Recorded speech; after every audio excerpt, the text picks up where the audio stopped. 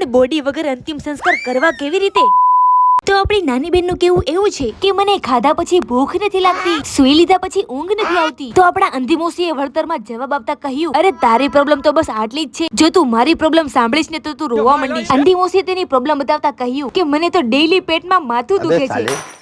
અને આ બંને વચ્ચે એટલો બધો પ્રેમ છે કે બંને વાતો કરતા કરતા જ લડવા માંડ્યા. આ બંનેનો પ્રેમ જોઈને તો મારી આંખમાં આંસુ આવી ગયા. એમ છતાંય મારા આંસુ તો બહુ ઓછા કહેવાય. પણ અમારી શેરીમાં જ્યાં દાદા ગુજરી ગયા છે, ખરા આંસુઓ તો તેમના સંબંધીઓએ વહાવ્યા. ઠીક છે ભાઈ, થવાનું હોય એને કોણ ટાળી શકે. પછી આપણે એ બેના નાટક જોઈને આવી ગયા અગાસી ઉપર. અલ્યા ભાઈ, કપડા સુકાઈને ભડકો થઈ ગયો. પણ અત્યારે ભડકો તો મારા મગજમાં ચાલી રહ્યો. ખબર નહીં પણ ઉંદેડો મરી ગયો હોય એવી સુગંધ. અરે નહીં, ગંધ આવતી હતી. ભગવાન બિચારા ઉંદરભાઈ ની આત્માને શાંતિ અર્પે. સાથે સાથે તમે લોકો પણ શ્રદ્ધાંજલિ આપતા જજો ઉંદરભાઈ ને. થોડીક વાર તો આપણે ઉંદર મામાને ગોઈતા, પણ કાંઈ હાથ લાગ્યું નહીં. પછી મેં નજર નાખી તો બાજુવાળા ભાઈ પણ ઉંદર મામાને ગોતતા હતા. અને આ ઉંદર મામા જબરા નીકળ્યા. કેટલા ગોઈતા પણ મળ્યા જ નહીં. આમ જોવા જાવ તો મને બીજું કઈ ટેન્શન નથી, પણ એમના અંતિમ સંસ્કાર કેવી રીતે કરશું બોડી વગર?